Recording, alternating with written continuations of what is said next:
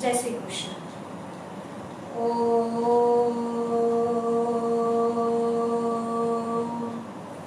नारायणं पद्मभवं वसिष्ठं शक्तिं च तत्पुत्र पराशरं च व्यासं शुकं गौडपदं महन्तं गोविन्द योगीन्द्रमथस्य शिष्यं श्री शंकराचार्यमथस्य पद्मपादं च हस्तमलकं च शिष्यं तं तोटकं वार्तिककारमन्यान् अस्मद्गुरुं सन्ततमानतोऽस्मि। शंकरं शंकराचार्यं केशवं बादरायणं सूत्रभाष्यकृतौ वन्दे भगवन्तौ पुनः पुनः। श्रुतिस्मृतिपुराणं शंकरं लोकशंकरं वसुदेवसुतं देवं कंसचाणूरमर्दनं देवकी परमानन्दं कृष्णं वन्दे जगद्गुरुं। गुरुर्ब्रह्मा गुरुर्विष्णु गुरुर्देवो महेश्वर गुरुः साक्षात् परं ब्रह्म तस्मै श्री गुरवे नमः। अचतुर्वदनो ब्रह्मा द्विबाहुरपरो हरिः अभाललोचनः शंभुर्भगवान् बादरायण। जय जगन्नाथ। आज जगन्नाथ जी की रथ यात्रा का पर्व है, महोत्सव है और 2 दिवस पूर्व ही हमारे यहाँ न केवल भारत में पर बहुत अलग अलग देशों में भी सूर्य ग्रहण देखा गया। हमने जब ये सूर्य ग्रहण देखा और उस विषय में टेलीविजन पर आई चर्चा को देखा तब हमारे मन में एक विचार आया कि इस विषय में लोगों को इस विषय में कुछ भ्रांतियां हैं, उस भ्रांतियों का शास्त्रीय समाधान होना चाहिए। हालांकि हम कोई शास्त्र के वेत्ता नहीं जो इस बातों का निराकरण करने में समर्थ हो, पर जितना हमने गुरुजनों के मुखों से सुना है और जितना हमने अध्ययन किया है उस विषय को लेकर केवल आपके सामने प्रस्तुत करने जा रहे हैं। हमने जब टीवी खोला, देखिए ग्रहण के दिवस पर, ग्रहण के पर्व में और ग्रहण के काल में विशेष रूप से जप पूजा संध्या, जप पूजा का महत्व है, दान का भी महत्व है, पर उस समय कई लोग इस बात को न जानते हुए न मानते हुए कुछ भी अनर्गल प्रलाप करते हैं। और ऐसे ही कुछ लोग टीवी पर भी आ जाते हैं और टीवी पर जब हमने देखा, एज यूजुअल जैसे डिबेट में होता है, एक एंकर होता है, एक वो पक्ष होता है जो ज्योतिष या धर्म की बात को रखता है, एक दूसरा जो आधुनिक वैज्ञानिकों का पक्ष रखने वाला एक व्यक्ति होता है। ऐसे ही 4-5 लोग वहां पर होते हैं, एक विरोध में बोलता है और एक फेवर में बोलता है और एक जो होता है वो तीसरा ही कुछ राग आलापता है। यहाँ पर जो सबसे आपत्तिजनक बात जो आरंभ में ही नोट की वह ऐसी थी कि जो एंकर था उनके द्वारा ये कहा जा रहा था कि हम ज्योतिषाचार्य को भी लेकर आए हैं और एक अलग को भी लेकर आए हैं, यानी वैज्ञानिक को भी लेकर आए हैं। ज्योतिषाचार्य का यह मत है, ज्योतिष का यह मत है और विज्ञान का यह मत है। तो सबसे पहले तो हम उनको एक प्रश्न पूछना चाहेंगे क्या ज्योतिष विज्ञान नहीं है? ज्योतिषाचार्य का यह मत है और वैज्ञानिक का यह मत है, इसका मतलब क्या ये दोनों मत भिन्न भिन्न है या फिर ज्योतिष विज्ञान नहीं? तो आपको यह तक नहीं पता कि ज्योतिष विज्ञान है कि नहीं और आप ऐसी चर्चाएं, संवाद, विवाद करते हो और फिर जब विद्वानों के द्वारा उसका विरोध होता है तो कुछ लोग उसके जो समर्थक होते हैं वो अनर्गल प्रलाप करते हैं, कुछ न कुछ चर्चाएं छेड़ते रहते हैं, विरोधाभास का वातावरण खड़ा करते हैं और धर्म को गाली देते हैं, शास्त्र की निंदा करते हैं और यह सब होता ही है। और आज कई वर्षों से होता रहा है। अब हमारे सामने प्रश्न यह उपस्थित होता है कि क्या ज्योतिष विज्ञान नहीं है, धर्म विज्ञान नहीं है? क्या विज्ञान बिना का धर्म हो सकता है? पहले तो धर्म का अर्थ ये जो कुत्सित बुद्धि वाले हैं वह यह समझते हैं कि केवल 5 टाइम नमाज पढ़ना, चर्च में जाना, बाइबल या कुरान पढ़ना जो मजहब और रिलीजन है वही धर्म है।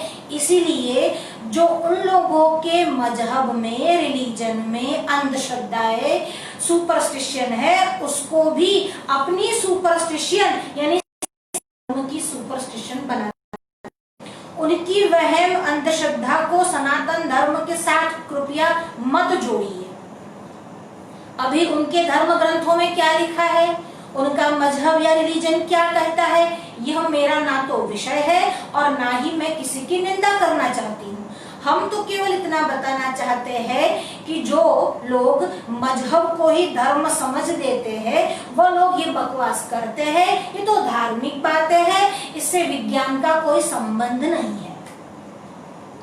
ये जो विज्ञान है उससे भी मनोविज्ञान यानी जो भौतिक विज्ञान है, जो भूतों के विषय में है, उससे ऊपर मनोविज्ञान है और मनोविज्ञान से ऊपर जो है वह धर्म का पराविज्ञान है, जिसे समझने के लिए अक्ल चाहिए। और अगर आपके पास कम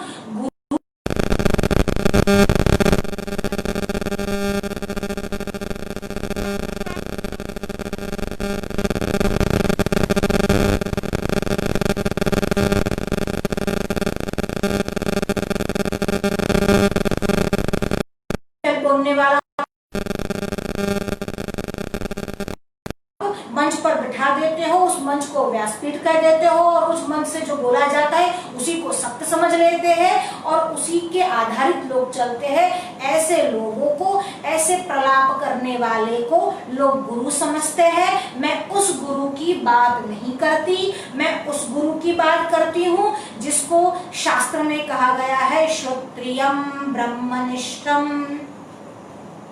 तो न तो गुरु में श्रद्धा है, न ही अपने शास्त्रों में निष्ठा है, न ही उसको समझने की औकात है। वही लोग ये प्रलाप करते हैं ये तो धार्मिक बातें हैं, इसका विज्ञान के साथ कोई संबंध नहीं, ये तो अंधश्रद्धा है।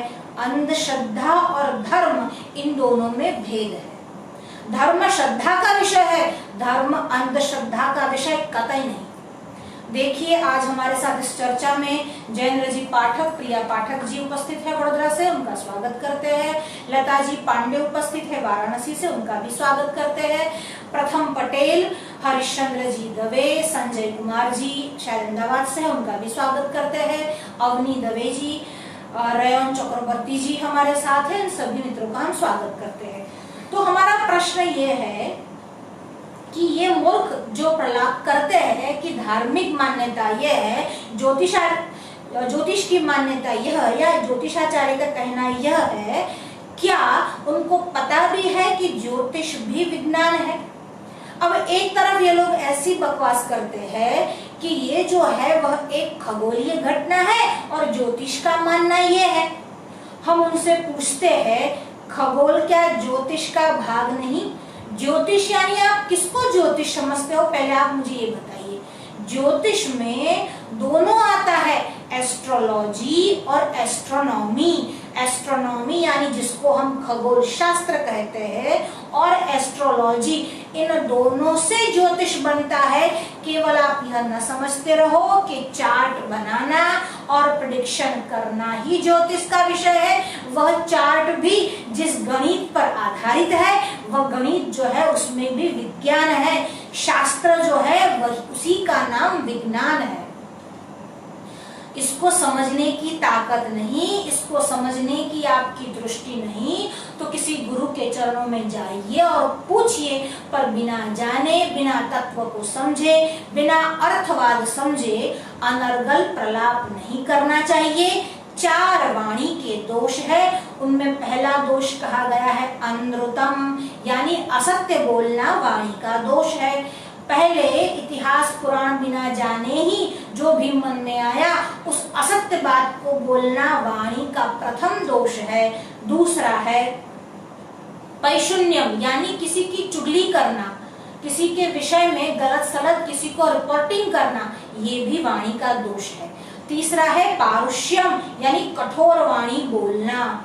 तो शायद कोई लोग हमसे भी कह सकते हैं कि आप भी दीदी कठोर वाणी बोलते हो, पर हमेशा हमारी वाणी कठोर नहीं होती। जब सीधी भाषा से लोग नहीं समझते तब हमको इस कठोर वाणी का उपयोग करना ही पड़ता है, पर हम किसी के विषय में कठोर भाषा का उपयोग नहीं करते। जो शास्त्र को नहीं मानते और शास्त्र का गलत अर्थ कर अनर्गल प्रलाप करते हैं, अनृत का अधर्म करते हैं, उन्हीं के लिए हम कठोर वाणी का प्रयोग करते हैं। पहले तो समझाते हैं शास्त्रीय दृष्टि से, पर उनको शास्त्रीय दृष्टि से समझना है ही नहीं, तर्क की भाषा उनके समझ में आती ही नहीं। वह केवल मार जानते हैं, मार पड़ने के बाद ही सीधे चलते हैं। इसीलिए कठोर वाणी का उपयोग कभी कभी संत द्वारा भी, कभी कभी विद्वान द्वारा भी किया जा सकता है। चौथा जो वाणी का दोष है उसको कहते हैं असंबद्ध प्रलाप, जिससे कोई लेना देना है ही नहीं। जैसे ये ज्योतिषाचार्य है और ये वैज्ञानिक है, ये असंबद्ध प्रलाप है। ज्योतिष में दो वस्तुएं, दो विषय आते हैं, एक है एस्ट्रोलॉजी और दूसरा है एस्ट्रोनॉमी। अब ग्रहण क्या है, कोरोना आदि महामारी क्या है, उसका वैज्ञानिक दृष्टिकोण जो है वह धार्मिक दृष्टिकोण से कतई भिन्न नहीं। जो वस्तुतः वैज्ञानिक है, जो वस्तुतः विद्वान है और विज्ञान को जानने वाले लोग हैं, वो कभी भी धर्म की निंदा नहीं करते और ना ही उन्होंने सनातन धर्म की कभी निंदा की है। ये वे ही लोग करते हैं जो अधकचरे घड़े हैं, जिसमें पानी आधा भरा है, संपूर्ण घटो न करोति शब्दम, जो संपूर्ण भरा हुआ घड़ा है वो तो शब्द नहीं करता, पर जो आधा जानता है, विकृत रूप बनाता है या फिर जिसकी निष्ठा नहीं, वो ऐसे ही प्रलाप करता है। तो सबसे पहले प्रश्न ये उठता है कि ग्रहण क्या है, ज्योतिष क्या है। तो कहते हैं ज्योतिष क्या है, ज्योतिषाम मननम चक्षुः, जो वेद पुरुष है ज्योतिष उसकी आंखें है। आंखें मतलब क्या, अगर आंखें नहीं होती तो उस व्यक्ति को, उस मनुष्य को अंधा कहा जाता है। अब अंधा नहीं देख पाता, इसमें अंधे का दोष कहाँ है। न तत्र स्थाणुरपराधो यदेनम अंधो न पश्यति, अगर सामने कोई कटा हुआ पेड़, कोई खंभा आ जाए और उसको अंधा नहीं देख पाता तो वो अंधे का दोष नहीं, और नहीं तो वह स्थाणु का दोष है। अंधा जो है तो वो तो टकराएगा ही। ऐसे ही अक्ल के अंधों को शास्त्र नहीं दिखता, उसमें शास्त्र का दोष नहीं। न तत्र स्थाणुरपराधो न तस्य स्थाणुरपराधो, जैसे ही वो स्थाणु यानी खंबे का दोष नहीं, वैसे ही शास्त्र का दोष नहीं कि अज्ञानी या मूर्ख उसको न समझ सके। मुझे इस विषय पर चर्चा करने का जो मेरा मन बना वो इस कारणवश बना कि जब मैंने टीवी में इस चर्चा को देखा और टीवी में कहा गया कि ग्रहण की कोई असर नहीं होती है, एक ज्योतिषाचार्य जो वहां पर थे वो ये बोल रहे थे कि हमको जप करना है, हमको निराहार रहना है, हमको उस समय कोई भी ऐसा कर्म नहीं करना है, मलमूत्र का विसर्जन नहीं करना है। तो उसके सामने एक वैज्ञानिक को बिठा दिया था। अब उसको वैज्ञानिक कहा जाए कि नहीं, उसमें भी संदेह है। उस समय वो खा रहा था और उसने जानबूझकर उस समय खाया क्योंकि उस ज्योतिषाचार्य ने मना किया। देखिए, आपको धर्म समझने की अक्ल नहीं है तो ये मैं समझ सकती हूँ कि नहीं हो सकती सबके पास, पर अपमान करने की, बिना जाने अपमान करने की आवश्यकता नहीं। कम से कम और कुछ नहीं हो तो आपको इतनी सद्भावना होनी चाहिए कि जब आप टेलीविजन पर किसी डिबेट में आए हो तो बिना जाने, बिना समझे सामने वाले का अपमान भी नहीं करना चाहिए। अपमान करके जिसको वैज्ञानिक बताया जा रहा था वो तो खा रहे थे और बता रहे थे देखो मैं तो अभी भी खा रहा हूं। हमारे पूज्य पिताजी से किसी ने आकर पूछा कि पंडित जी, अगर ग्रहण में स्नान न किया जाए तो क्या होता है, स्नान न करने से क्या दोष हो जाता है, कुछ दोष बन जाता है क्या? और हमारे पिताजी ने उत्तर दिया, ये जो गधे हैं, कुत्ते हैं, बैल है, यह भी मलमूत्र विसर्जन करने के बाद पानी का उपयोग नहीं करते, क्या हानि होती है? आप जानते हो क्या हानि होती है? इस प्रकार से जो लोग ग्रहण में स्नान नहीं करते, ग्रहण के स्पर्श के समय और ग्रहण के मोक्ष के समय स्नान करना होता है, अगर वो स्नान नहीं करते तो ये जैसे गधे, कुत्ते और बैल गोबर करने के बाद, मलमूत्र विसर्जन करने के बाद पानी का उपयोग नहीं करते, तो उसमें हानि किसकी होती है? उनकी होती है और आसपास रहने वालों की होती है। वैसे ही इस ग्रहण के मामले में भी जो इस प्रकार की नासमझी करते हैं उनको फल भुगतना पड़ता है। ये तो फल और असर की बात है। पहले हम आपको विज्ञान क्या है इस धर्म के पीछे वो आपको बताते हैं, जिसको वैज्ञानिक ने बड़ी बड़ी व्याख्याओं में व्याख्यायित किया और कहा कि ये जो ग्रहण है उसकी समझ पहले किसी में नहीं थी। ये भारतवासी जो लोग थे वो अंधश्रद्धा में रहते थे और इतनी अंधश्रद्धा मानते थे कि ये समझते थे कि राहु और केतु नाम के ग्रह है और राहु और केतु जो है वह चंद्र और सूर्य को निगल जाते हैं और ये सब जो है वह बिल्कुल ही अंधश्रद्धा वाली बात है। हम पहले उनका जवाब, उनका उत्तर देना चाहते हैं। आप पृथ्वी को जानते हो, जो भूगोल पढ़ता है, जो ज्योमेट्री पढ़ता है, वह अपने घर पर पृथ्वी का ग्लोब भी रखता है। अब उस पृथ्वी के ग्लोब पर या तो आपके मोबाइल में जो मैप फिट किया होता है, जो नेविगेशन फिट किया होता है, उसमें अक्षांश, रेखांश, विषुववृत्त आदि का माप और गणना होती है। आप अपने घर ग्लोब रखते हो तो उसमें भी इक्वेटर, लॉन्जिट्यूड और लैटिट्यूड बना हुआ होता है। क्या सच में पृथ्वी पर ऐसे कोई रेखाएं खींची हुई होती है? क्या इक्वेटर पृथ्वी पर खींचा हुआ है? मेरा प्रश्न है आपसे।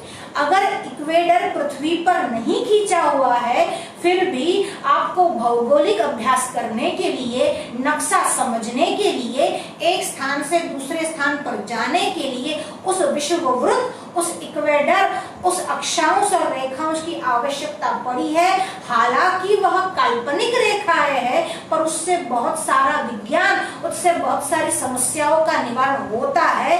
वैसे ही ये राहु और केतु है, काल्पनिक होते हुए भी, केवल नाम संज्ञा प्राप्त होते हुए भी अति आवश्यक है। ग्रहण की व्याख्या जो आधुनिक साइंटिस्ट ने, आधुनिक वैज्ञानिकों ने बताई है, उसमें ये लोग ये कहते हैं कि the obstruction of the light of sun due to the intervention of the moon between sun and earth, it happens, it occurs this solar eclipse। और ऐसे ही चंद्र ग्रहण यानी ल्यूनर एक्लिप्स की वो लोग व्याख्या देते हैं कि the obstruction of the light is intervention by the intervention of the sun between the moon and earth is called चंद्र ग्रहण यानी ल्यूनर एक्लिप्स। अब इतनी बड़ी व्याख्या को शास्त्रकार आधे ही पंक्ति में, एक ही चरण में कह देते हैं।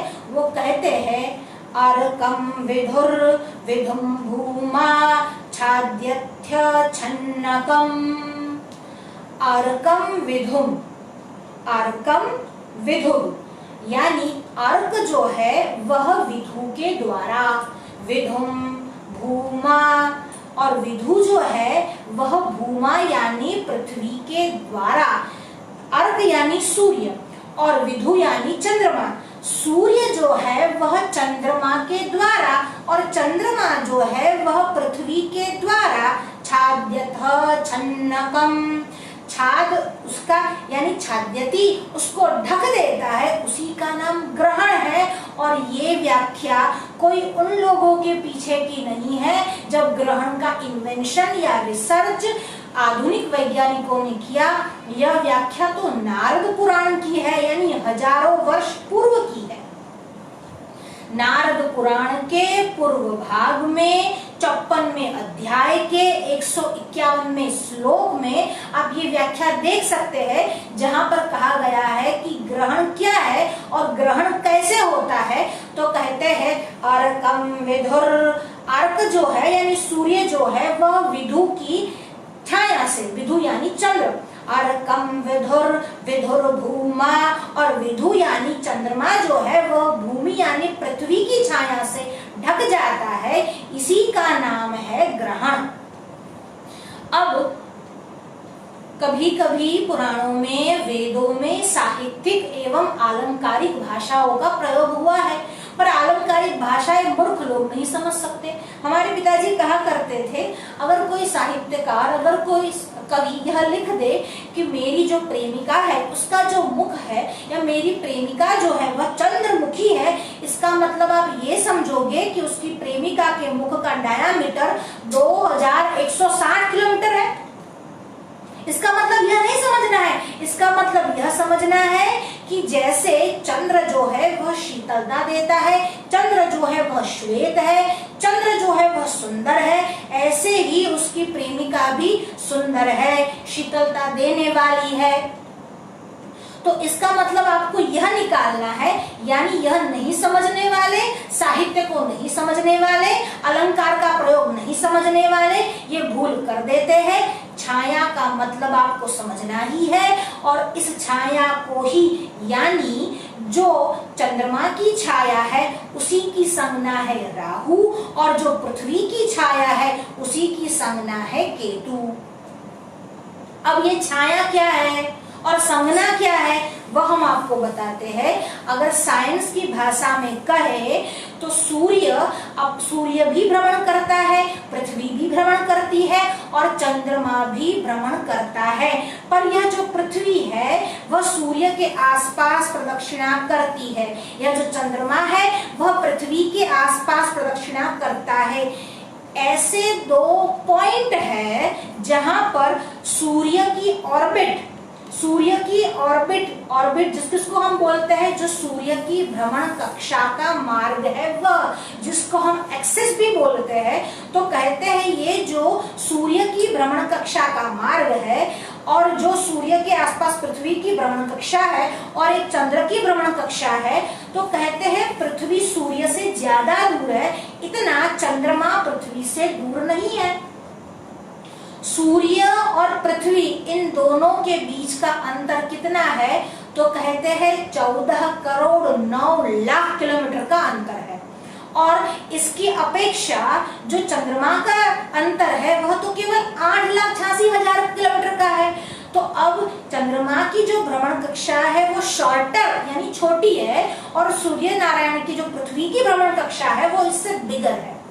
अब ऐसे दोनों पॉइंट है जिसको हम सूर्य की क्रांति या फिर जिसको हम सूर्य कक्षा बोलते हैं, चंद्रमा की कक्षा बोलते हैं, उसी पॉइंट पर जब पृथ्वी या चंद्रमा आता है तब ही ग्रहण बनता है। जब चंद्रमा उस पॉइंट पर आता है और उसी पॉइंट को कहते हैं असेंडिंग नोट, और उसी को संज्ञा दी गई है, उसी को अलंकारिक नाम दिया गया है राहु।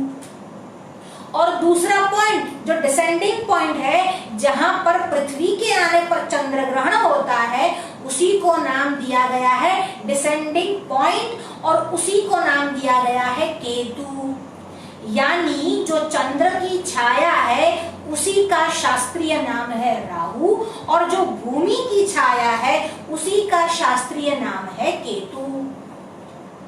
देखिए, पुराणों के आध्यात्मिक अर्थ है, आदिदैविक अर्थ है, आदि भौतिक अर्थ है, सभी को समझने के लिए अगर जाएंगे तो दिन नहीं सैकड़ों दिवस भी चले जाए तो कम पड़ेंगे। हम केवल आज ग्रहण के विषय में ही चर्चा करने आए हैं। तो कहते हैं ये जो राहु और केतु है वह डिसेंडिंग और असेंडिंग पॉइंट है।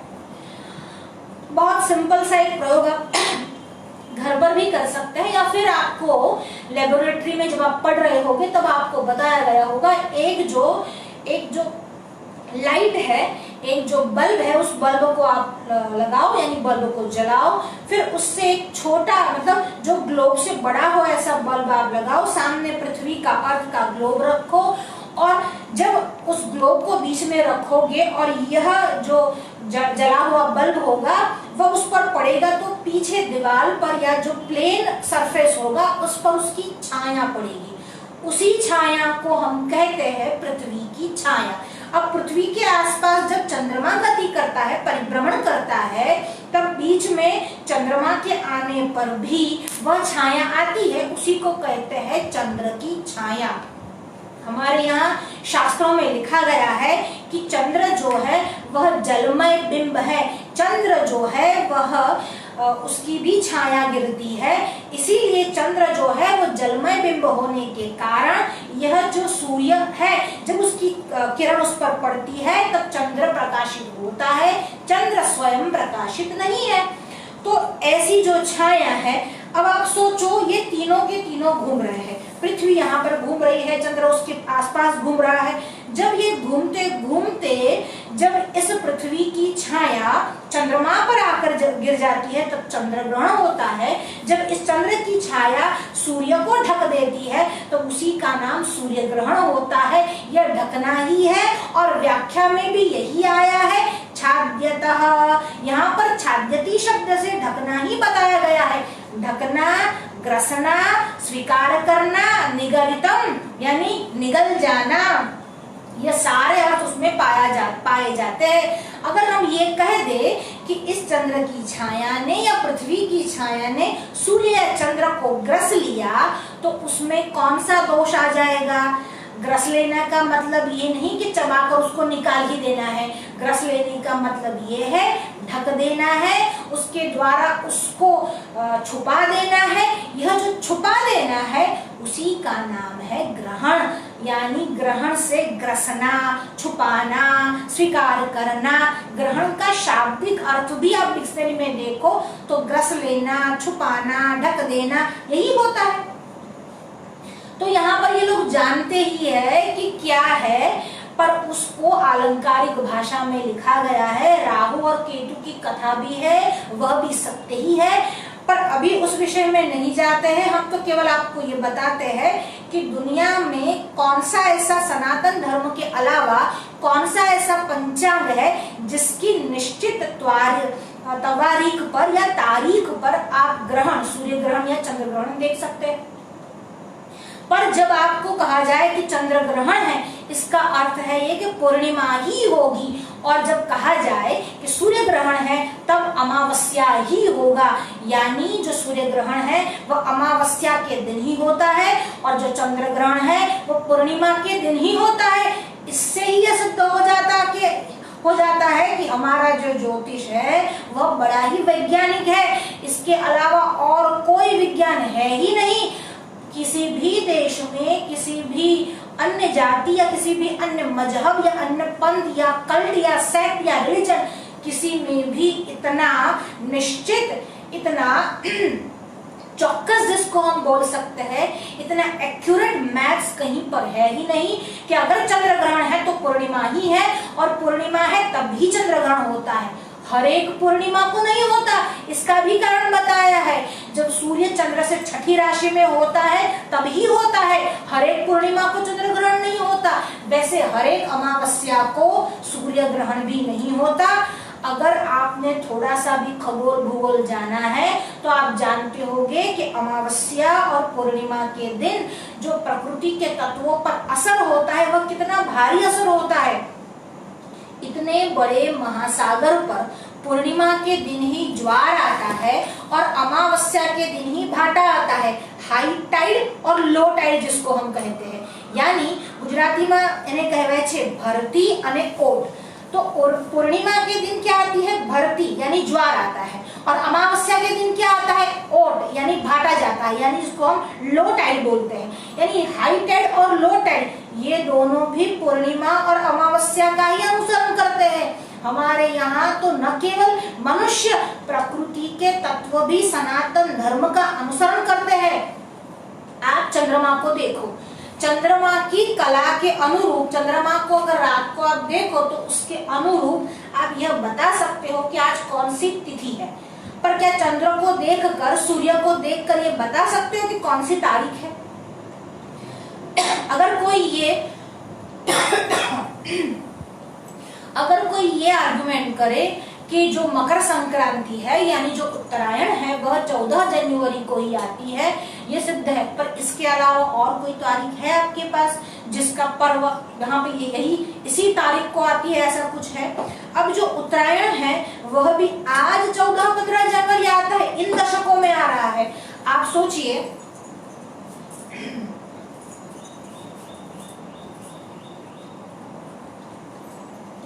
स्वामी विवेकानंद जी का जन्म हुआ, उनका जन्म 12 जनवरी को हुआ।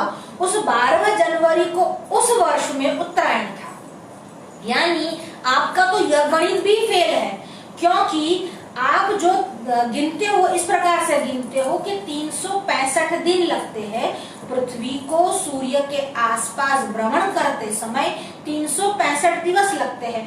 अगर लीप ईयर ले लो तो 366 दिवस, 365 और 366 डेज लगते हैं। पर इसमें भी गलती है।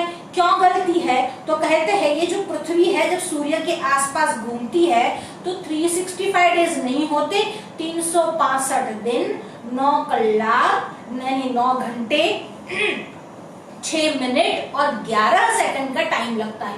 यानी हर साल 6 घंटे 9 मिनट और 11 सेकंड की भूल आती है। आप उस भूल को सुधारने के लिए हर 4 साल में एक लीप ईयर रखते हो, फिर भी 6 4 24, फिर भी हर समय जो 6 घंटे 9 मिनट और 9 घंटे 6 मिनट और 11 सेकंड है उसमें वापस भूल तो आती है।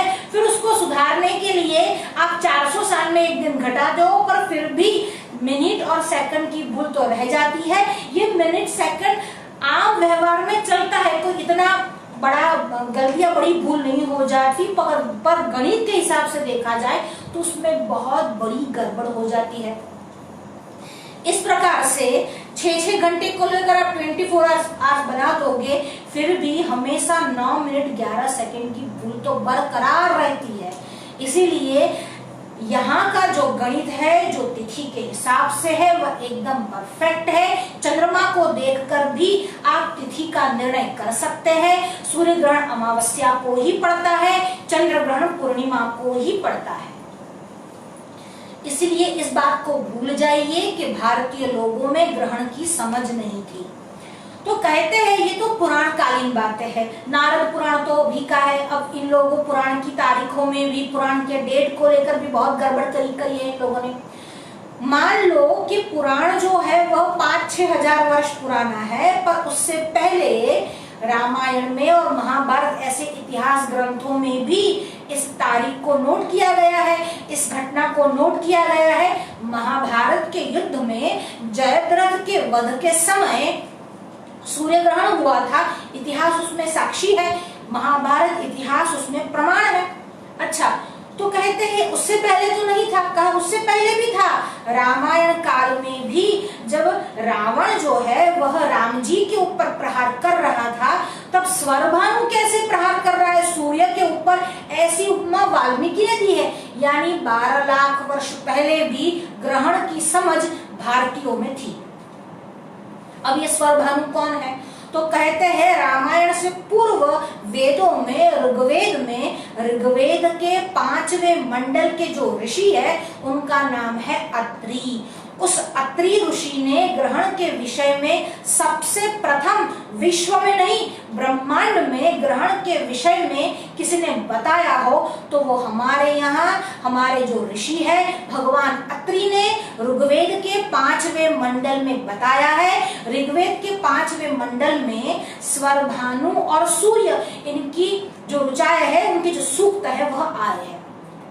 पर ना तो उन्होंने वेद देखा है, पढ़ने पढ़ाने सुनने सुनाने की बात तो दूर रही, पर जो ये अनर्गल प्रलाप करते हैं उन्होंने वेद कभी देखे ही नहीं। अब उनको पता ही नहीं है कि वेदों में भी ये घटना आई है, तब भारतीयों के मन में कोई अंधश्रद्धा थी ही नहीं। जब अत्रि ने कहा कि ये जो है वह स्वरभानु जो है, स्वरभानु को ही पुराणों में राहु संज्ञा दी गई है। अब जो ये स्वरभानु है वह स्वरभानु सूर्य को निगलता है, और तब अत्रि जो प्रार्थना करते हैं मां निगरितान, निगलो मत ऐसी प्रार्थना करने पर, सूर्य के ऐसी प्रार्थना करने पर अत्रि जो है वह जप करता है। जब स्वर भानु को ये पता चला, जैसे आजकल के लोग असुरों की भांति प्रलाप करते हैं, वो भी प्रलाप करने लगा कि यह जो अत्रि है वह गलत बोलते हैं। अगर ये जानते हैं कि ये ग्रहण क्या है, यह ग्रह क्या है, तो वो उसके मुक्त होने का, मोचन का समय भी बताए। अत्रि ने सबसे पहले वो गणित करके उस मोचन का समय बताया कि इतने समय बाद ग्रहण काल जो है, स्वर भानु जो है वह सूर्य को छोड़ देगा। अगर ज्योतिष शास्त्र विज्ञान नहीं है तो ज्योतिष शास्त्र कैसे बताता है कि ग्रहण का स्पर्श कब होता है, कैसे बताता है कि ग्रहण का मध्याह्न समय है, कैसे बताता है कि ग्रहण का जो मोचन समय है यानी ग्रहण मोक्ष जो समय है वह कैसे बताता है।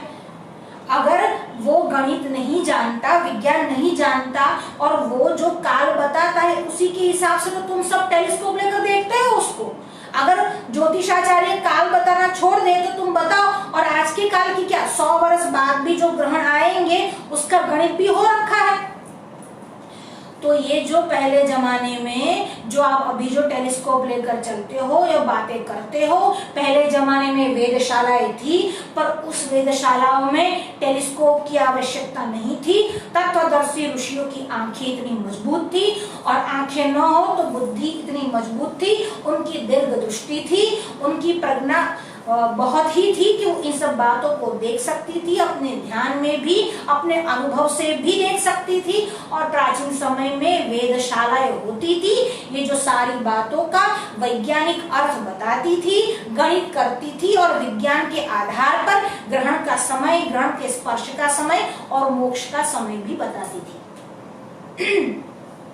अब कहते हैं ठीक है चलो ये समझ लिया, नहीं समझ लिया ऐसा नहीं है, ठीक है करके बात को टाल देने वाले आप लोग ये नहीं बोल सकते कि भगवान अत्रि के कारण हमको ग्रहण के विषय में सर्वप्रथम जानकारी प्राप्त हुई। नहीं बोलते, ना तो उनको अत्रि के प्रति श्रद्धा है और ना ही अपने वेदों के प्रति निष्ठा है। अत्रि का नाम नहीं बोलते। अच्छा, अत्रि के बाद पुराणों में आया है, नारद पुराण में, तो उनका भी नाम नहीं बोलते। उसके बाद भास्कराचार्य ने, आर्यभट्ट ने भी गौड़पाद में बताया है, पर आर्यभट्ट का नाम भी नहीं बोलते। इस बार एक वैज्ञानिक ने आर्यभट्ट का नाम बोला और कहा कि आर्यभट्ट ने ये कहा है कि चंद्र की छाया और पृथ्वी की छाया के कारण यह जो ग्रहण है वो बनता है। और उसने ये कहा कि 1500 वर्ष पूर्व आर्यभट्ट ने ये कहा है।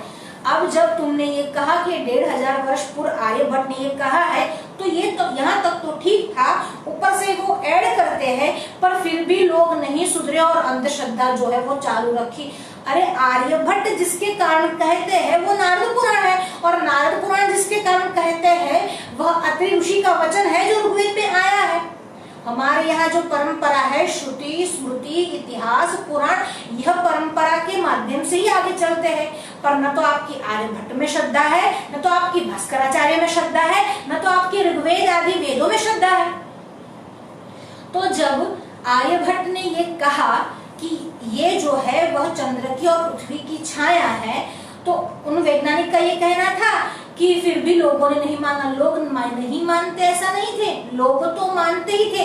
आर्यभट्ट ने ये कब कहा कि सूतक काल नहीं होता है? आर्यभट्ट ने ये कब कहा कि ग्रहण में दान नहीं करना है?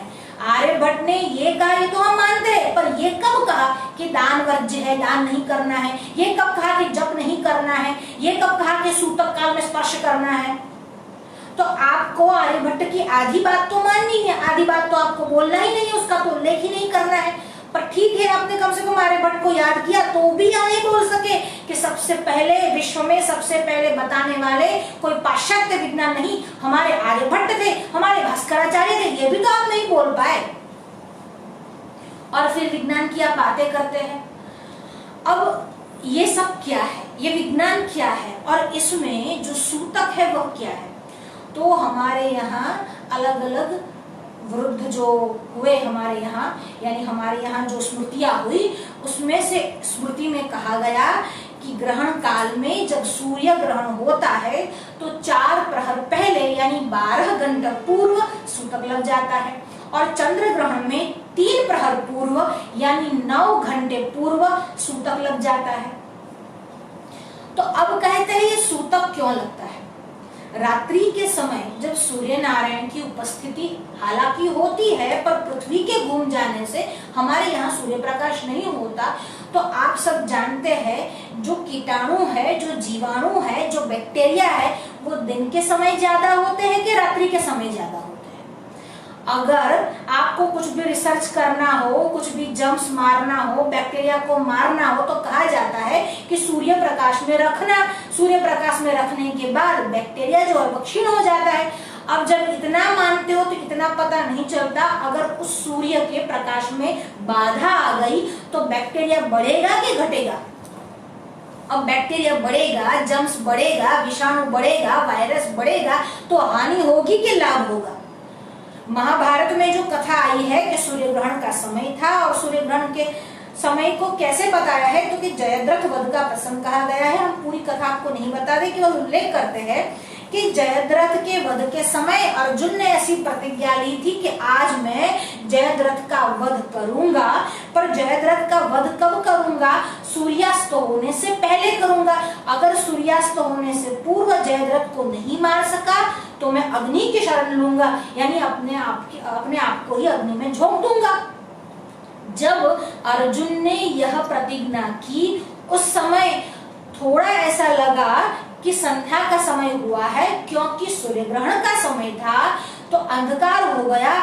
एक समय संध्या का समय तो था ही, उस समय संध्या में सूर्य ग्रहण हुआ था, तो संध्या का समय तो था ही, तो क्षण भर के लिए ऐसा लगा कि सूर्य अस्त हो गया।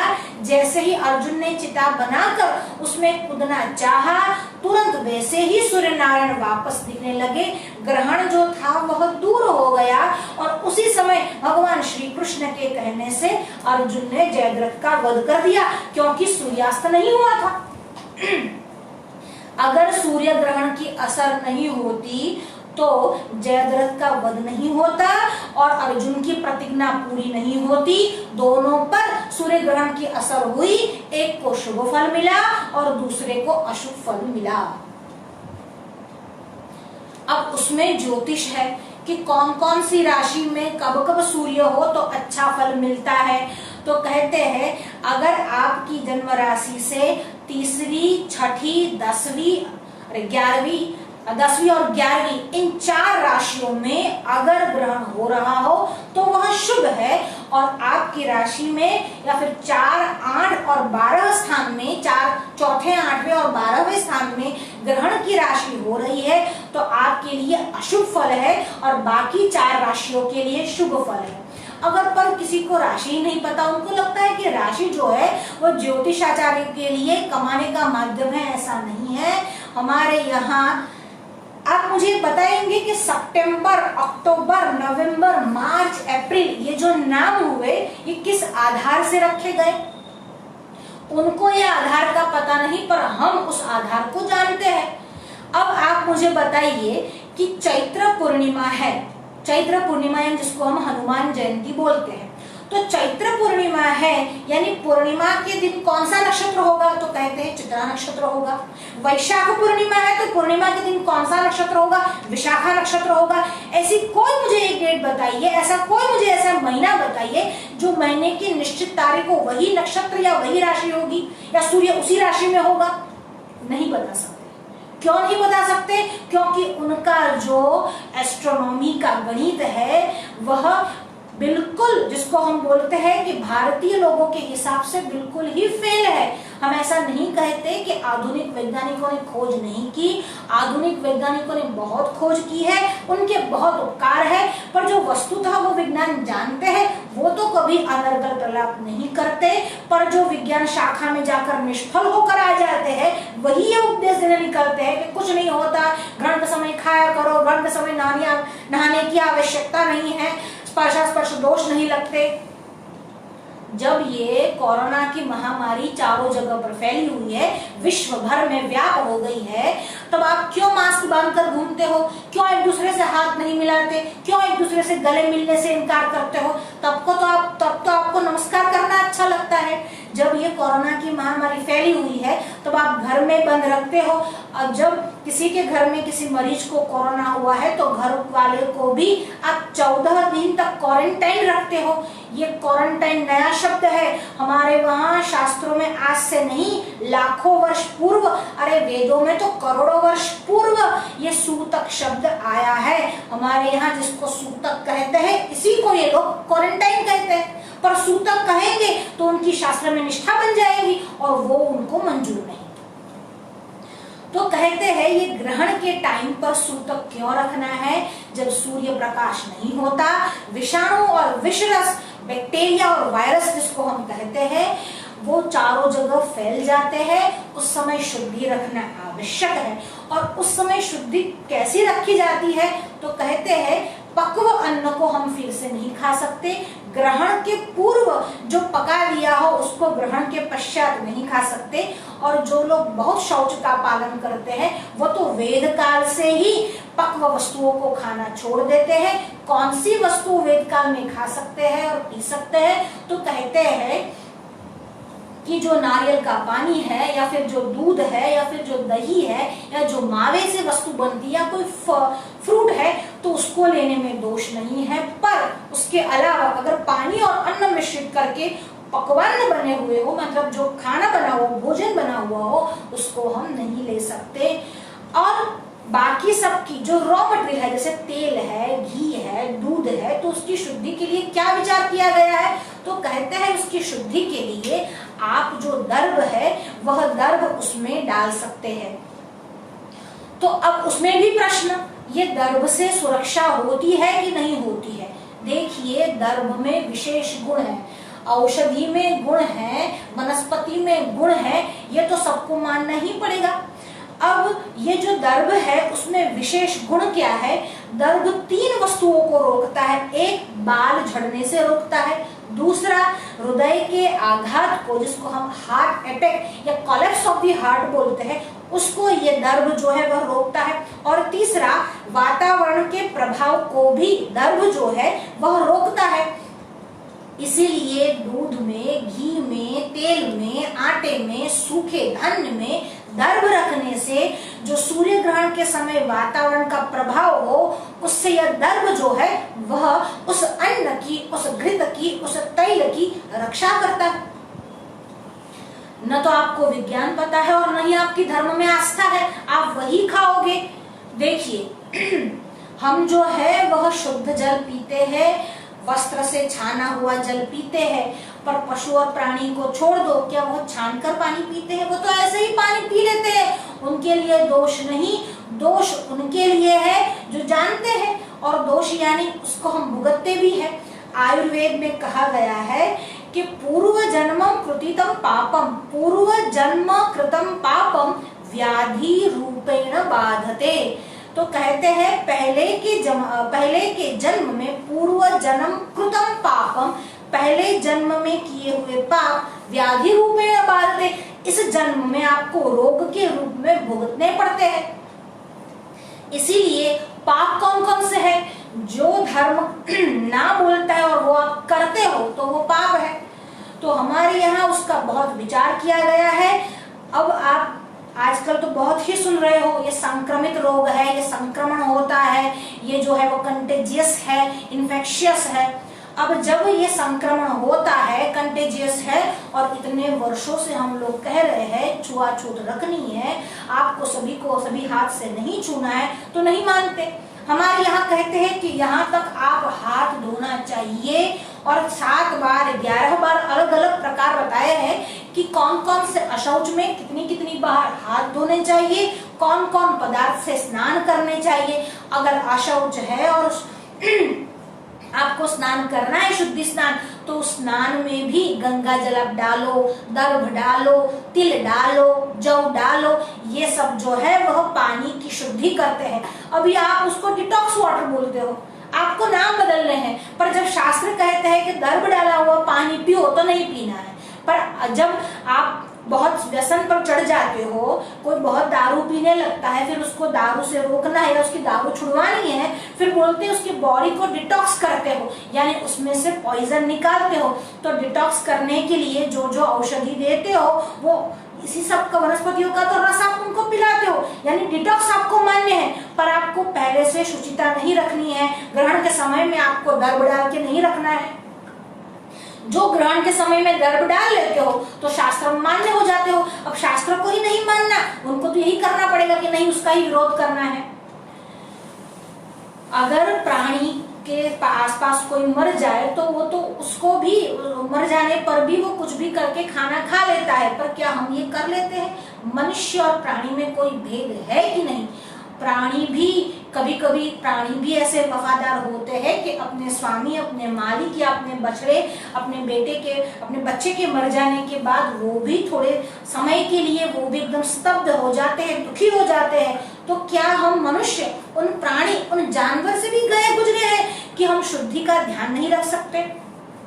एक तरफ आप क्लीनलीनेस को लेकर बहुत सारे लेक्चर देते हो, अरे स्वच्छता अभियान चलाते हो, स्वच्छता अभियान के आप पैसे टैक्स में वसूल करते हो, और उसी स्वच्छता के साथ पवित्रता के सहित जब भारतीय धर्मशास्त्र आपको कुछ कहता है तो आप उसका विरोध करते हो।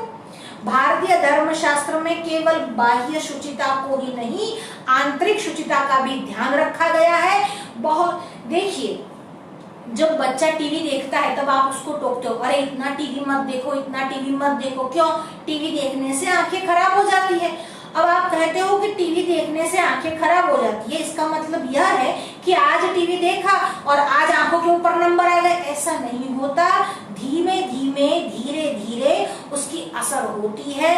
जब ये बार बार ऐसा करता है तब उसकी असर होती है। इसीलिए कई लोग ऐसी फालतू बकवास करते हैं कि लो मैं ग्रहण के सामने खा रहा हूँ, मुझे कुछ नहीं हो रहा। अभी तुरंत हो जाए ऐसी आवश्यकता नहीं है। आज खाने से कुछ नहीं होता है। आज दारू पिएगो तो आज लीवर खराब नहीं होगा, लीवर थोड़े वर्ष बाद खराब होगा। और कभी कभी भगवान की कृपा रही और पूर्व जन्म के अच्छे पुण्य रहे तो शायद न भी खराब हो। इसका मतलब यह नहीं कि दारू पीना चाहिए। इसीलिए ग्रहण के समय अन्न जो है वह वर्ज्य है। ग्रहण के समय जो अन्न खाता है वह रोगी बनता है। जो ग्रहण के समय मूत्र का विसर्जन करता है वह दरिद्र बनता है। जो ग्रहण के समय मल का त्याग करता है वह जो अगला जन्म होता है, जो उसका दूसरा जन्म होता है, उसमें वह कृमि बनता है। ग्रहण के समय जो लोगों को ठगता है, यानी ये लोग जो आकर चिल्लाते हैं ग्रहण के समय कि कुछ मानने की जरूरत नहीं है, कुछ मानने की जरूरत नहीं है, जो ऐसी ठगाई करता है वह जो है वह ठगाई करने वाला ब्लाइंड स्नेक, जिसको हम गुजराती में कहते हैं आंधनी चाकड़ बनता है। तो उसके बहुत सारे विधान बताए गए हैं कि क्या करने से क्या दोष है और क्या करने से क्या गुण है। अगर ग्रहण में करने वाले अच्छे कार्य का पुण्य बहुत गुना ज्यादा है तो ग्रहण में पाप करने वाले का पाप भी बहुत गुना बढ़ जाता है। जब रविवार को सूर्य ग्रहण होता है और सोमवार को चंद्र ग्रहण होता है, उसको कहते हैं चूड़ामणि योग। इस बार जो सूर्य ग्रहण हुआ वो रविवार के दिन हुआ था, इसीलिए वह चूड़ामणि योग है। और चूड़ामणि योग में थोड़ा भी ध्यान और जप किया जाए तो अनेक गुना बनकर आपके पास आता है। किसी की मन में ये प्रश्न उठता है कि अनेक गुना बनकर क्यों आता है? तो कहते हैं आप बीज जो है वो ऐसे ही फर्श पर डाल दो और उस बीज को ऊसर भूमि में डालो और उस बीज को बंजर भूमि में डालो, उसमें फर्क पड़ता है कि नहीं? अगर जमीन जो है फर्टाइल है तो बहुत गुना ज्यादा आपको देती है, अगर बंजर जमीन में डालोगे तो कुछ पाक नहीं निकलेगा।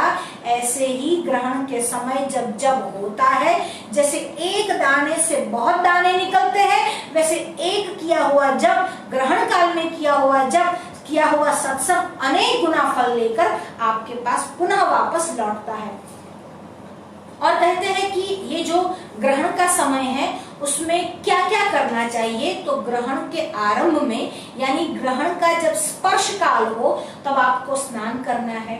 फिर कहते हैं आपको आरंभ में जप करना है। फिर कहते हैं मध्य में, ग्रहण के मध्य में हवन करना है। फिर कहते हैं हवन के लिए अधिकार हो तो ही करना है, नहीं तो जब ही किया कीजिए। फिर कहते हैं जब हवन का ग्रहण का अंत हो, यानी ग्रहण मोक्ष का समय आए, तब आपको दान का संकल्प कर लेना है। और ग्रहण के मोक्ष होने पर आपको स्नान करना है। ग्रहण के आरंभ में स्पर्श होने पर भी स्नान है और ग्रहण के मोक्ष में भी स्नान है। और ग्रहण के पूर्व 12 घंटा या 9 घंटा अकॉर्डिंग टू ल्यूनर एक्लिप्स और सोलर एक्लिप्स आपको वेद लग जाता है, यानी आपको सूतक का पालन करना है। थोड़ा जो साइकोलॉजी भी पढ़े हुए हो वो जानते हैं, जैसे जैसे पूर्णिमा के दिन नजदीक आते हैं वैसे पागलपन के दौरे बढ़ते हैं। जो आदमी पागल है, और आप अगर इस बात में विश्वास नहीं करते तो मेंटल हॉस्पिटल में जाइए, उनके डॉक्टर से पूछिए। अगर वो डॉक्टर को भी पूर्णिमा का पता नहीं तो आप खुद जाकर नोट कीजिए कि जैसे जैसे पूर्णिमा आती है वैसे वैसे पागलपन बढ़ता है। और पागल जब पूर्णिमा का दिन होता है तो पागलपन के दौरे अवश्य पड़ते हैं। इसीलिए इंग्लिश में पागल को ल्यूनेटिक भी कहा जाता है, क्योंकि वह ल्यूनार यानी जो चंद्रमा है उससे उसका संबंध है। तो कहते हैं चंद्रमा से अगर पागलपन का संबंध है, और जब हमारा वेद कहता है कि परम पुरुष के मन से चंद्रमा निकला, परम पुरुष के मन से चंद्रमा आया, तब हम उसको नहीं मानते हैं। ज्योतिष जब ये कहता है कि चंद्रमा जो है वह मन का कारक है, सूर्य जो है वह प्राण का कारक है, सूर्य प्राण का कारक है। सूर्य ग्रहण के समय सूर्य प्रकाश के अवरुद्ध होने पर प्राण अवरुद्ध होते हैं। उस प्राण अवरुद्ध होने की रक्षा के लिए आपको इष्ट देव के जाप करने हैं, गुरु से प्रदत्त मंत्रों के जाप करने हैं, क्योंकि प्राण अवरोधक शक्ति जब बढ़ जाती है तो उसके सामने ऐसी ही एक शक्ति यानी मंत्र शक्ति जो है वह काम करती है। इसीलिए उस समय यानी ग्रहण के समय में आपको जप करना है। दूसरी बात, यह जो ग्रहण है, अभी एक वैज्ञानिक था या फिर एक जो कोई बैठा था डिबेट में ऐसा बोल रहा था कि ग्रहण की असर नहीं होती है। ग्रहण की असर नहीं होती है ऐसा किसने कहा? असर का मतलब आप समझते क्या? अगर अगरबत्ती लेकर किसी को जलाया जाए या फिर उसको ऐसे चुभाई जाए, उसी को आप असर बोलते हो। या किसी को गाली देते हो तो भी असर होता है। अगर गाली देने पर असर होता है, इसका मतलब गाली तो दिखाई नहीं देती और ना ही वह असर आपके शरीर पर दिखाई देता है। तो मन पर भी जो होता है उसको असर कहते हैं। हालांकि शरीर के असर से भी अधिकतर जो है वह मन का असर है, इसीलिए मन पर असर होता ही है। चंद्र ग्रहण जो है, चंद्र जो है वह मन का कारक है, इसीलिए चंद्र ग्रहण की जो असर होती है वह मन पर होती ही है। सूर्य जो है वह प्राण का कारक है। सूर्य जगतः आत्मा, सूर्य जगत की आत्मा है, इसीलिए उस प्राण के धारक सूर्य पर जब ये छाया छा जाती है तब जप करना होता है। तो कहते हैं क्या ये नहीं पता कि सूर्य जो है वह उसका मोक्ष भी होने वाला है, ग्रहण का मोचन भी होने वाला है।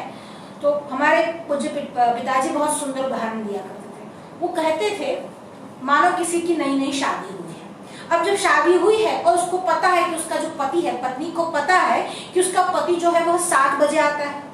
अब 7 बजे आने का टाइम निर्धारित है, फिर भी 6 बजे से उसके मन में व्याकुलता बढ़ जाती है। अब आएगा, यहाँ से वहां, इधर से वहां वो घूमती रहती है, अच्छे से श्रृंगार करके बैठ जाती है। तो वो विह्वलता, जो व्याकुलता क्यों है? क्योंकि उसको पति से मिलना है, उसको पति से प्रेम है, इसीलिए वो व्याकुलता है। पर वही व्याकुलता क्या घर के नौकर में होती है? नहीं, मालिक उसको भी पैसा देता है पर नौकर में वो व्याकुलता नहीं होती जो व्याकुलता सेठानी में होती है सेठ को लेकर। तो पिताजी कहते थे कि जो सूर्य को केवल एक आग का गोला समझता है, उससे मिलने वाली इतनी अनेक गुना ऊर्जा को भी लेकर प्राप्त कर जो एकदम से कृतज्ञ हो जाता है, उसको व्याकुलता नहीं रहती। उसको लगता है कि यह खगोलीय घटना है, उसमें व्याकुल होने की क्या आवश्यकता है। पर उनको रहती है जो सूर्य के प्रति आदर रखते हैं, उनको रहती है जो सूर्य के प्रति प्रेम रखते हैं। जो सूर्य के भक्त है, जो सूर्य को नारायण मानते हैं, सूर्य की पूजा करते हैं, उनको ये व्याकुलता रहती है। हालांकि वो जानते ही है कि ग्रहण मोचन का समय कौन सा है, पर फिर भी हमारे इष्ट देव के ऊपर से छाया हट जाए, ये व्याकुलता उनको रहती है। और इष्ट देव के दर्शन करने की जो व्याकुलता है, उसके कारण वो जप करते हैं, वो प्रार्थना करते हैं। इसका मतलब यह समझने की आवश्यकता नहीं है कि उनको नहीं पता है कि यह छूटने वाला है। ग्रहण छूटने का समय भी ज्योतिष ही आपको बताता है। पर व्याकुल, देखिए, व्याकुलता हो वो हो सकता है, पर भय रखने की आवश्यकता नहीं है। ज्योतिषाचार्य भय निर्माण नहीं करते, ज्योतिष भय निर्माण नहीं करता, सावधान करता है। भय, अरे हमारे यहाँ, हमारी परंपरा में, हमारे धर्म में तो मौत से भी नहीं डरते। परीक्षित जानता था 7 दिवस के बाद तक्षक आएगा, और फिर भी भगवत भजन में मस्त था। हम मौत से नहीं डरते, हम सामान्य तकलीफ से तो क्या डरेंगे। पर बात भय की नहीं है, बात व्याकुलता की है, बात दर्शन की है, बात अपने इष्ट देव को ढक जाने पर व्याकुल होने की है। अब कहते हैं कि हमारे यहाँ ऐसी अंधश्रद्धा थी कि ग्रहण के समय बाहर नहीं निकलना है। देखिए, ये वही लोग बोलते हैं जिन्होंने कभी वेद के विषय में नहीं सुना, या वही लोग बोलते हैं जो सदगुरु के चरण में नहीं बैठे और सत्संग नहीं किया। हमारे यहाँ गणपत्य अथर्व शीर्ष में एक मंत्र आया है जिसमें ये कहा गया है, सूर्य ग्रहे महानद्याम प्रतिमा सन्निधौ। सूर्य ग्रहण में, महानदी में और प्रतिमा सन्निधि यानी प्रतिमा के पास जो मंत्र का जाप करता है, उसको ये मंत्र सिद्ध हो जाते हैं। अब आप मुझे यह बताइए, यह महानदी घर में होती है क्या? और किसके घर में महानदी रहती है? महानदी किसको कहते हैं? तो नर्मदा जी है, गंगा जी है, यमुना जी है, सरस्वती जी है, इसको महानदी कहते हैं। सूर्य ग्रहे महानद्याम प्रतिमा सन्निधौ। अब जब कहा गया कि सूर्य ग्रहण में महानद्याम यानी महानदी में बैठकर, महानदी के किनारे बैठकर ये जब करना है, अब महानदी किसी के घर में नहीं होती है। ये अंधश्रद्धा, उनके दिमाग में, उनके अक्ल में ये पत्थर पड़े हुए हैं जो शास्त्र को नहीं मानते। शास्त्र में जाने का निषेध नहीं किया है, हाँ सीधी आंखों से ग्रहण देखने का निषेध है, और ये निषेध तो वैज्ञानिक भी करते हैं। पर जब हम कहते हैं ग्रहण नहीं देखना, तब उनको अंधश्रद्धा लगता है, और जब वो कहते हैं ग्रहण नहीं देखना, तब कहते हैं हाँ आंखों के रेटिना खराब हो जाते हैं। तो क्या हमको ये पता नहीं था? हमारे भारतीय मनीषियों को, हमारे भारतीय ऋषियों को क्या ये पता नहीं था कि आंखों के रेटिना खराब हो जाते हैं? आंखों के रेटिना खराब हो जाते हैं तो केवल फिजिकल तकलीफ है, उससे जो मानसिक, उससे जो आर्थिक, उससे जो सामाजिक, उससे जो आध्यात्मिक तकलीफ होती है, उसका अंदाजा अभी भी आप लोगों को नहीं है। भारतीय मनुष्यों ने जो कहा है उसे समझने का प्रयास करिए। अपने शोध खोज करने से पहले, रिसर्च से पहले, उन मनुष्यों के रिसर्च जो ऑलरेडी, उनके सर्च जो हो चुके हैं, उनको पढ़िए, तो आपको अपने रिसर्च में बहुत सारी सहायता मिलेगी। अरे इतना विज्ञान हमारे यहाँ भरा पड़ा है, कब ये वेद लगेगा, कब सूर्य ग्रहण होगा, और आज का नहीं 100 साल बाद, 500 साल बाद भी कब कब सूर्य ग्रहण आएगा, इन सब का समय बहुत निश्चित रूप से पूर्व से ही कहा दिया जाता है। और तभी तो आपने कोई गुनाह कर लिया और गुनाह करने के बाद आपको अदालत में पेश किया गया, कोर्ट में हाजिर किया गया। अब जब कोर्ट में हाजिर किया गया तो कभी कभी अपराध के लिए आपको सजा मिलती है, और कभी कभी जुर्माना देकर छोड़ दिया जाता है। अब आप कोर्ट को जुर्माना देते हो तो क्या नहीं देते हो, तब कोर्ट को आपको जुर्माना देना ही पड़ता है। जुर्माना देने पर आपका जो वह दोष है, वह जो अपराध है, उसमें से आपकी मुक्ति हो जाती है कि नहीं हो जाती है। तब कोर्ट को जुर्माना देने के समय तो कोई प्रश्न नहीं उठता, पर ब्राह्मण को दान देना हो तो प्रश्न उठता है, क्यों दान देना है। देखिए, दान, दया और सहाय, इनमें भी भेद है। सुपात्र को जो दिया जाए उसका नाम दान है, मित्र को जो की जाए उसका नाम सहाय है, और जो अपने से निम्न लोगों को या अपने पर आश्रित लोगों पर की जाए उसका नाम दया है। यहाँ पर दया नहीं करने को कहा गया है, यहाँ पर दान करने को कहा गया है। हम कोर्ट में जो भरते हैं वह जुर्माना कहते हैं। अगर चोर ले जाए हमारे जेब से तो वो जुर्माना नहीं होता है। इसीलिए पैसा तो वहां भी जाता है, यहाँ भी जाता है, पर कोई जुर्माना है और कोई चोरी है और कोई डकैती है। ब्राह्मण आपके घर आकर डकैती नहीं करता, चोरी नहीं करता। अब ब्राह्मण को ही क्यों देना है? तो कहते हैं इसमें शास्त्र प्रमाण है कि अगर देना हो तो कैसे देना चाहिए, किसको देना चाहिए और क्या क्या द्रव्य देना चाहिए। अगर सूर्य ग्रहण है तो ताम्र पात्र का दान दे सकते हैं, तिल का दान दे सकते हैं, ताम्र पत्र में घी भरकर भी आप दान कर सकते हैं। अगर चंद्र ग्रहण है तो भी चांदी का जो पात्र है, चांदी का जो बर्तन है वह दे सकते हैं, उसमें भी आप तिल दे सकते हैं। कभी कभी चंद्र की बिंब बना हुआ चांदी में बना हुआ चंद्र भी दे सकते हैं। और अगर सूर्य ग्रहण है तो स्वर्ण में बना हुआ सूर्य भी दे सकते हैं, या फिर चांदी या सोने में बना हुआ सर्प भी आप दे सकते हैं। तो ये तो है क्या क्या दान दे सकते हैं। और दान किसको दिया जाता है? तो कहते हैं वेद पाठी ब्राह्मण को दान दिया जाता है, जिनकी वेदों में, जिनकी शास्त्रों में निष्ठा है। दान के ऊपर दक्षिणा भी दी जाती है। दान और दक्षिणा दोनों का परिणाम मिलता ही है। अगर पूरे पृथ्वी में कहीं कोई विचित्र बालक का जन्म भी हो जाए तो दूसरे दिन न्यूज बन जाते हैं। अगर कोई नेता कहीं जा रहा होता है और बीच में कोई साधारण नेता हो तो भी कोई जा रहा है और बीच में कोई उसकी मार्ग को अवरुद्ध करके चला जाए या कुछ हो जाए या दूसरे सामने बोलने लगे या फिर उसके सामने से निकल जाए तो भी उपद्रव मच जाता है। अगर साधारण नेता के सामने से भी उसको मार्ग को भी कोई विचलित करता हुआ चला जाए तब भी उपद्रव बन जाता है। कोई मंत्री आ जाता है तो सारे लोगों को हटा दिया जाता है, बीच में कोई घुस जाए तो उसको पनिशमेंट दिया जाता है या फिर वो भी उपद्रव का कारण बन सकता है। तो ये तो पूरे ब्रह्मांड का सम्राट सूर्य नारायण है। क्या सूर्य नारायण जा रहा होता है और बीच में कोई आ जाए? गुजराती में मेरे पिताजी ये कहा करते थे, सूर्य नारायण ने कोई आड़ो थाय तो उपद्रव थाय कि ना थाय, होता ही है। ये राहु जो है वह बीच में आया है, मार्ग में आया है। उन्होंने उसके मार्ग को यानी यहाँ पर उनके जो प्रकाश है, जो प्रकाश से पृथ्वी का पालन होता है, उस प्रकाश को अवरुद्ध किया है। जब सूर्य नारायण जैसे पूरे ब्रह्मांड के सौर मंडल के सम्राट के प्रकाश को अवरुद्ध किया है तो क्या उपद्रव नहीं होगा? होगा ही। और ये बहुत बड़ी खगोलीय घटना है। उसको खगोलीय घटना के रूप में भी हमने स्वीकार किया ही है। पर जो पुराणों की, इतिहास की, वेदों की जो भाषा है वह आलंकारिक भाषा है, वो बुद्धों के समझ में नहीं आती। समझ में नहीं आना दोष नहीं है, पर समझ में नहीं आने पर भी सामने बकवास करना यह दोष है। आपको समझ में नहीं आता तो सदगुरु के चरण में जाइए जो आपको सही शिक्षा दे सके। और वो गुरु कैसा होना चाहिए? श्रोत्रियम ब्रह्मनिष्ठम, वेदों को जानने वाला होना चाहिए और ब्रह्म में उसकी निष्ठा होनी चाहिए। सभी प्रश्नों के समाधान है।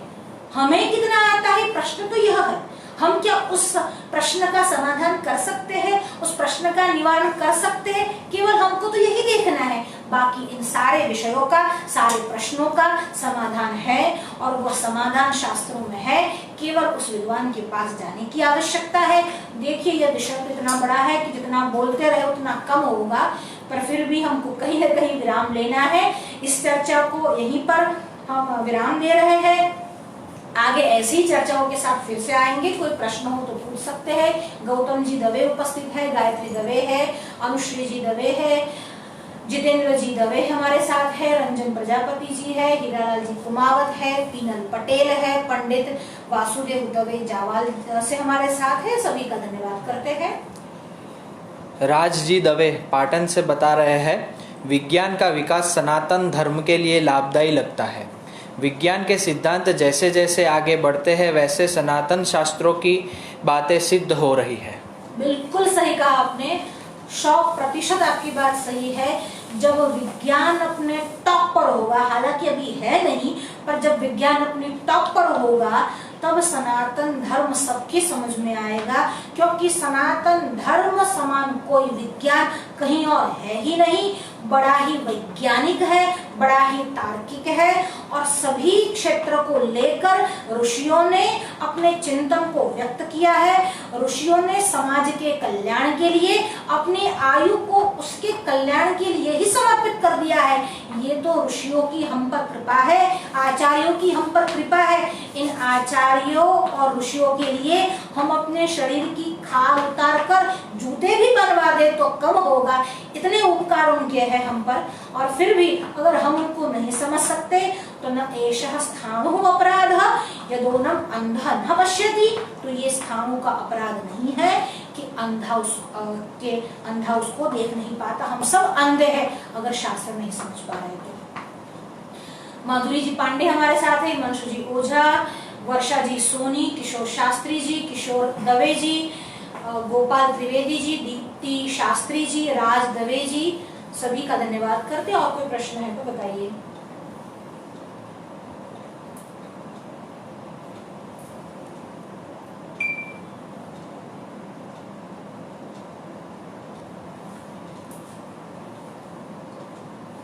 किसी एक व्यक्ति विशेष का प्रश्न नहीं है, कई जिज्ञासुओं का यह प्रश्न है कि ग्रहण के समय देवालय क्यों बंद रहते हैं। ग्रहण के समय हमारे यहाँ ये कहा गया है कि जो देव मूर्तियां है उसका जो हम पूजन अर्चन या जो भी प्रक्रिया व्यवहार हम करते हैं वह 3 वर्ष के बालक की भांति करते हैं। अगर ऐसा नहीं होता तो हम देव मूर्तियों को स्नान क्यों करवाते हैं, उनको भोजन क्यों ग्रहण करवाते हैं। इसीलिए भगवान को सूतक नहीं लगता, सूतक हमें लगता है, और हम देवालय में जाकर मूर्ति का स्पर्श न कर ले, इसीलिए यह जो है वह देवालय को बंद करने का आदेश दिया गया है।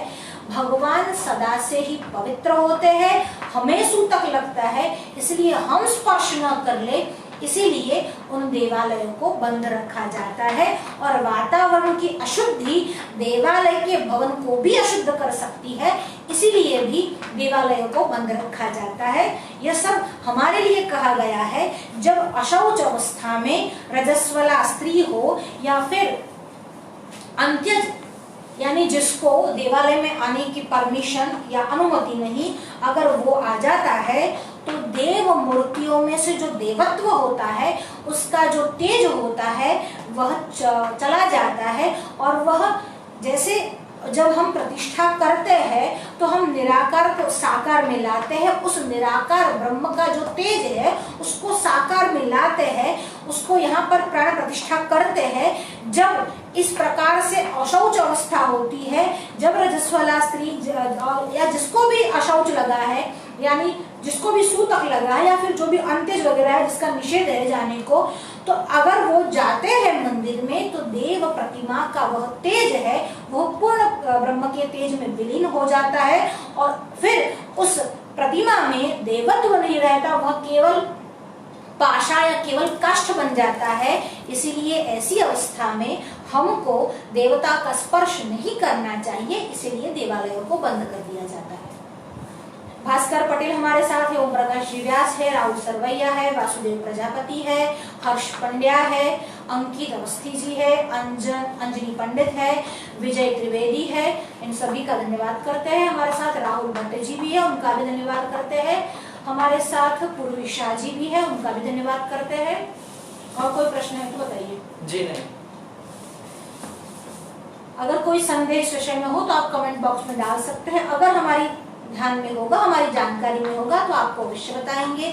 ऐसे ही हमारे साथ बने रहिए, अपना प्रेम हमारे लिए बनाए रखिए। हमारे साथ और भी कई लोग हैं, हम बारी बारी जरा उनको एक बार याद कर ले।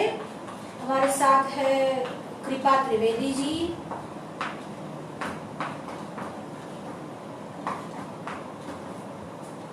हमारे साथ है निर्मला बेन छुंछा जी, हमारे साथ और भी नैना जी त्रिवेदी हमारे साथ हैं, उनका भी हम स्वागत धन्यवाद करते हैं। और भी लोग हैं, मनीष तिवारी जी हमारे साथ हैं, उनका भी धन्यवाद करते हैं। किसी विषय में आप सुनना चाहें तो वो भी अपने सुझाव आप दे सकते हैं। और दूसरी बात कि कल बुधवार है, पर हम जो अपना युवा सत्र है वो इस बार गुरुवार को ले रहे हैं, यानी परसों गुरुवार को दोपहर को इसी समय 3 बजे आपसे एक बार फिर मुलाकात होगी। तो ऐसे ही अपना प्रेम बनाए रखिए। विपिन जी दवे हमारे साथ लाखनी से जुड़े हुए हैं, उनका भी धन्यवाद करते हैं। मेहुल दवे भी जुड़े हुए हैं, उनका भी धन्यवाद करते हैं। बहुत सारे नाम हमारे सामने आए हैं, पर स्क्रॉल कभी कभी बहुत स्पीड में निकल जाया करते हैं तो हमारा ध्यान नहीं पड़ता। आप सभी का हम धन्यवाद करते हैं। मनु महाराज भी हमारे साथ थे। और कोई है क्या प्रश्न है क्या? પ્રથમ પટેલ વડોદરા જ્યેષ્ઠ પૂર્ણિમા એ બધા કહેતા હતા કે ચંદ્રગ્રહણ છે પણ પાડવાનો નથી, તો એ કેમ નહીં પાડવાનો? देखिए, चंद्र ग्रहण है पर भारत में दिखाई देने वाला है कि नहीं, तो कहते हैं नहीं। जब हमारे यहाँ रात्रि होती है तो हम सो जाते हैं, और उसी समय पाश्चात्य देशों में, अमेरिका आदि में दिवस होता है तो वो लोग नहीं सोते, क्योंकि वहाँ रात्रि नहीं है। तो हर समय ग्रहण सब जगह पर दिखे वो आवश्यक नहीं, जहाँ पर दिखे ग्रहण वहीं पर पालन करना है। तो इस बार ज्येष्ठा पूर्णिमा को चंद्र ग्रहण होने पर भी भारत में नहीं दिखने वाला था। अब जब नहीं दिखने वाला था तो उसका शौच भी, मतलब शौच सूतक वाली बात बनती ही नहीं, तो वो पालन करने की उसमें आता ही नहीं। अगर दिखाई देता है तो ही सूतक वगैरह का पालन करना रहता है। रिद्धि दवे, कृष्णा दवे, नीरव शाह, नेत्र शाह, अंजनी दवे सूरत से, दृष्टि दवे सूरत से, सभी का धन्यवाद करते हैं। जय कृष्ण जी पंचाल भी है, उनका भी धन्यवाद करते हैं। और कोई प्रश्न है? जी नहीं, बस तो है क्या? नहीं। यही आपसे विदा लेते हैं। अगर कोई क्षति रह गई हो शास्त्र के विधान में तो विद्वान हमारा मार्गदर्शन करे। बाकी आपसे विदा लेते हैं। जय श्री कृष्ण।